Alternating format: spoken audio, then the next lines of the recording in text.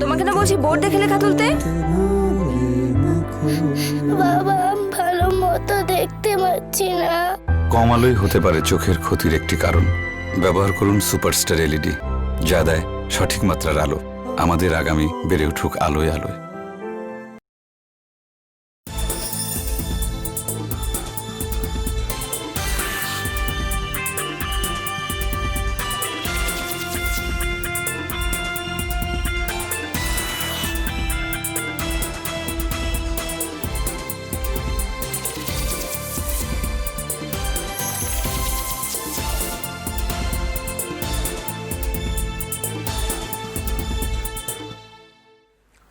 আসসালামু আলাইকুম। প্রত্যেককে আমন্ত্রণ জানাচ্ছি tiptop mart limited daily change সংবাদে। পুরো সংবাদের সঞ্চালক হিসেবে থাকছি আমি সাদিক হোসেন। শুরুতেই সংবাদ শিরোনাম।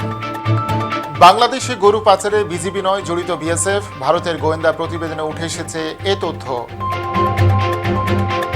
সিংহের লেজ নিয়ে নাড়াচাড়া না করতে ট্রাম্পকে সতর্ক করলেন ইরানের সর্বোচ্চ নেতার সামরিক উপদেষ্টা। এবং নির্বাচনে হারলেও ক্ষমতা ছাড়তে না চাওয়ায় নিজ দলে তোপের মুখে মার্কিন প্রেসিডেন্ট ডোনাল্ড ট্রাম্প। এতক্ষণ শুনছিলেন সংবাদ শিরোনাম, এবারে পুরো সংবাদ। টিপটপ মার্ট লিমিটেড, আপনার প্রত্যাশা আমাদের অঙ্গীকার। বাংলাদেশ ভারত সীমান্তে বড় সমস্যা গরু পাচার। পাচারকারী তকমা দিয়ে বহু বাংলাদেশি নাগরিককে গুলি করে হত্যা করেছে ভারতীয় সীমান্তরক্ষী বাহিনী বিএসএফ। তবে এবার ভারতের কেন্দ্রীয় তদন্তকারী সংস্থার সাম্প্রতিক তদন্তে উঠে এসেছে ভিন্ন চিত্র। দেখা গেছে বিপুল পরিমাণ অর্থের বিনিময়ে খোদ বিএসএফ এবং দেশটির শুল্ক বিভাগ গরু পাচারে সহায়তা করে। এ ঘটনায় এক বিএসএফ জওয়ান সহ বেশ কয়েকজনকে আটক করা হয়েছে। ভারতের কেন্দ্রীয় তদন্ত সংস্থা এর দুর্নীতি দমন শাখা তাদের আটক করে। কিছুদিন আগেই বিএসএফ বিবৃতি দিয়ে জানিয়েছিল ভারত বাংলাদেশ সীমান্তে গরু পাচারের সঙ্গে জড়িত বাংলাদেশ সীমান্তরক্ষী বাহিনী বিজিবি। বাংলাদেশ অবশ্য সেই অভিযোগ নাকচ করে পাল্টা ভারতের ওপর দোষ চাপায়। তবে সিবিআইয়ের নতুন তদন্তে উঠে এসেছে চমকপ্রদ সব তথ্য। দেখা গেছে সীমান্তে বিএসএফ এবং ভারতীয় শুল্ক বা কাস্টমস বিভাগের বহু কর্মকর্তা সরাসরি গরু পাচারের সঙ্গে জড়িত। বুধবার বিএসএফের এক অফিসারের বিরুদ্ধে গ্রেফতারি পরোয়ানাও জারি হয়েছে। এর আগেও বিএসএফ কর্মকর্তাদের বিরুদ্ধে একই ধরনের অভিযোগ উঠেছে। অনেকে গ্রেফতারও করা হয়েছে। সিবিআই জানিয়েছে অভিনব কায়দায় এই গরু পাচার চালানো হয়। নিয়ম অনুযায়ী বিএসএফকে সীমান্তে গরু ধরতেই হয়, খাতায় কলমে দেখাতে হয় মাসে কতজন পাচারকারীকে তারা গ্রেফতার করেছে এবং কত সংখ্যক গরু উদ্ধার হয়েছে। বিএসএফ তা নিয়মিত করেও। খেলা শুরু হয় তারপরে। মালদা, মুর্শিদাবাদ সহ রাজ্যের বিভিন্ন সীমান্তে বিএসএফ বাজেয়াপ্ত গরুকে খাতা কলমে বাছুর বানিয়ে দেয়। খাতায় বাছুর অথচ বাস্তবে পূর্ণবয়স্ক গরুকে নিয়ে এরপর বাজারে যাওয়া হয়। সেখানে সেই গরুর বাছুর হিসেবে নিলাম হয়, অর্থাৎ খুব কম টাকায় তা বিক্রি করা হয়। যারা সেই গরু কিনে নেয় তারা মূলত পাচারকারী। নিলাম এমনভাবে করা হয় যাতে পাচারে বাজেয়াপ্ত গরু ফের পাচারকারীর হাতেই পৌঁছায়। প্রতিটি নিলামে বিএসএফের অভিযুক্ত অফিসারদের দেওয়া হয় গরু প্রতি 2000 রুপি, শুল্ক বিভাগের অফিসারদের দেওয়া হয় 500 রুপি। পাচারকারীরা ফের সেই গরু সীমান্তে অন্য পাড়ে পৌঁছে দেয়। দ্বিতীয়বার তাদের গরু আর ধরা হয় না। দীর্ঘদিন ধরে এই প্রক্রিয়ায় মালদা, মুর্শিদাবাদ এবং উত্তর 24 পরগনার সীমান্তে পাচার চলছে বলে জানিয়েছে সিবিআই সূত্র। দিন কয়েক আগে রাজ্যের বেশ কিছু জায়গায় সিবিআই অফিসাররা তল্লাশি চালিয়েছে। ভিন রাজ্যেও কয়েকটি জায়গায় রেড করা হয়েছে। এফআইআর করা হয়েছে বিএসএফ এর এক অফিসার এবং বেশ কিছু গরু পাচারকারীর বিরুদ্ধে। অভিযুক্ত বিএসএফ অফিসারের নাম সতীশ কুমার। তিনি বিএসএফ এর 36 নম্বর ব্যাটালিয়নের কমান্ড্যান্ট ছিলেন। সিবিআই সূত্র জানিয়েছে 2015 থেকে 2017 সালের মধ্যে প্রায় 16 মাস সীমান্তে কাজ করছিলেন সতীশ। সেই সময় প্রায় 20,000 গরু পাচারের সঙ্গে সরাসরি যুক্ত ছিলেন তিনি। সেখান থেকে বিপুল পরিমাণ অর্থ উপার্জন করেছেন তিনি। এর আগেও বিএসএফ এর এক অফিসারকে একই অভিযোগে গ্রেফতার করা হয়েছিল। এখন তিনি জামিনে মুক্ত। তার কাছ থেকেই সতীশের নাম পাওয়া যায়। বিএসএফ এবং শুল্ক বিভাগের এমন আরও কর্মকর্তারা এখন সিবিআই এর নজরে রয়েছে বলে জানা গেছে। দীর্ঘদিন ধরেই গরু পাচার নিয়ে ভারত বাংলাদেশ সীমান্তে বিতর্ক হয়। কিছুদিন আগেও গরু পাচারকারী আখ্যা দিয়ে আসামে কয়েকজন বাংলাদেশি নাগরিককে পিটিয়ে মারা হয়েছে। কিন্তু এখন দেখা যাচ্ছে খোদ বিএসএফ এসবের সঙ্গে যুক্ত। এতদিন ধরে সবাই এটা জানলেও এখন খোদ সরকারি তদন্তেও বিষয়টি উঠে এসেছে। ইরানের সর্বোচ্চ নেতার সামরিক উপদেষ্টা ও সাবেক প্রতিরক্ষা মন্ত্রী ব্রিগেডিয়ার জেনারেল হুসাইন দেহকান হুঁশিয়ারি উচ্চারণ করে বলেছেন, তার দেশের বিরুদ্ধে আমেরিকার যে কোনো বিদ্বেষী পদক্ষেপের অনুশোচনামূলক জবাব দেওয়া হবে। তিনি সিংহের লেজ নিয়ে নাড়াচাড়া করার ব্যাপারে মার্কিন প্রেসিডেন্ট ডোনাল্ড ট্রাম্পকে সতর্ক করে দিয়েছেন।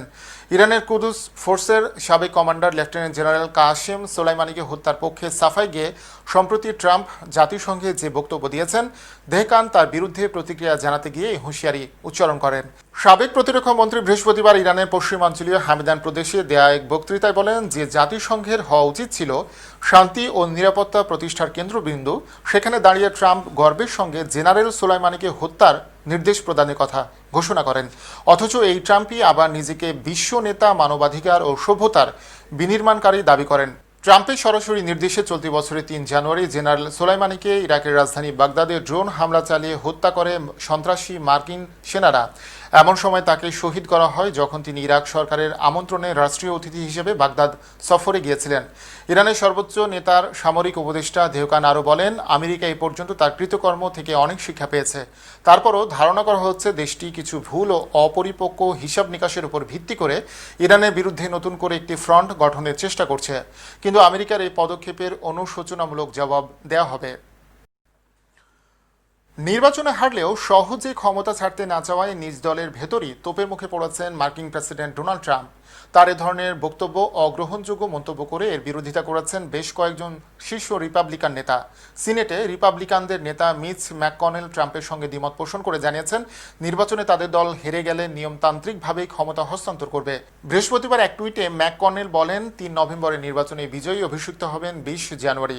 সে সময় নিয়মতান্ত্রিকভাবেই ক্ষমতা হস্তান্তর হবে, যেমনটা ১৯৭২ সাল থেকে প্রতি ৪ বছর পরপর হয়ে আসে। ট্রাম্পের ঘনিষ্ঠ আরেক সিনেটর লিন্ডসে গ্রাহামও প্রায় একই কথা বলেছেন।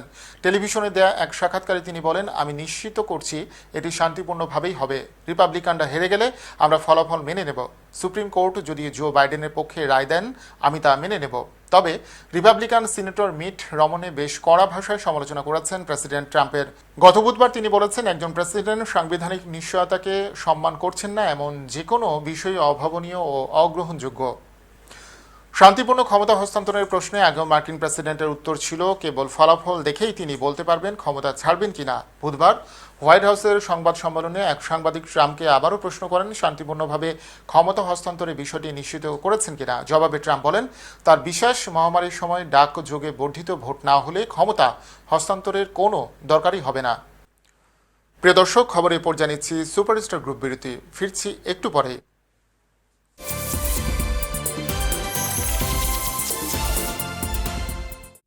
টিপটপ মার্ট লিমিটেডে আপনাকে স্বাগতম। টিপটপ মার্ট লিমিটেড ই-কমার্স ভিত্তিক বিশ্বস্ত অনলাইন প্রতিষ্ঠান। দেশসেরা জার্মো কসমেটিক্স ব্র্যান্ড হিসেবে টিপটপ মার্ট লিমিটেডের সুনাম রয়েছে। নিশ্চিন্তে আপনার ত্বকের জন্য আমাদের দেশসেরা আধুনিক ও নিরাপদ পণ্য ব্যবহার করতে পারেন। টিপটপ মার্ট লিমিটেড বিভিন্ন দেশ থেকে বিএসটিআই কর্তৃক অনুমোদিত পণ্য আমদানি করে থাকে। আমাদের সেবাসমূহ ব্রণ, ব্রণের দাগ, ব্রণের গর্ত, মেস্তা, চুল পড়া, খুশকি, হোয়াইটেনিং, স্লিমিং, নানাবিধ ত্বকের সমস্যার সমাধানে সেবা দিয়ে থাকে। আমাদের রয়েছে রাজধানী শহর ঢাকাতে 2টি শোরুম। প্রয়োজনে সরাসরি যাচাই করে পণ্য ক্রয় করতে পারেন। এছাড়াও দেশে বিদেশে কুরিয়ার সার্ভিসের মাধ্যমে পার্সেল নিতে পারেন। টিপটপ মার্ট লিমিটেডের রয়েছে কাস্টমার কেয়ার সেন্টার। ত্বকের সাথে সম্পর্কিত নানাবিধ সমস্যা সমাধানে যে কোনো সময় সরাসরি ফোন দিয়ে সেবা গ্রহণ করতে পারেন। টিপটপ মার্ট লিমিটেড, আপনার প্রত্যাশা আমাদের অঙ্গীকার। Tiptop mart limited, your expectation is our commitment.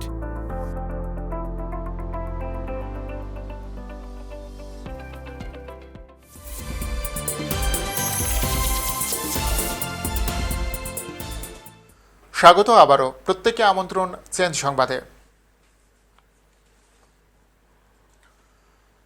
কোনো ধরনের বাধা ছাড়াই আগামী 1 অক্টোবর থেকে ওমানে যেতে পারবেন করোনার কারণে দীর্ঘদিন ধরে দেশে আটকে থাকা প্রবাসীরা। বৃহস্পতিবার পররাষ্ট্র মন্ত্রণালয়ের নিজ কার্যালয়ে সাংবাদিকদের ব্রিফিংকালে এ তথ্য জানান পররাষ্ট্রমন্ত্রী একে আব্দুল মোমেন।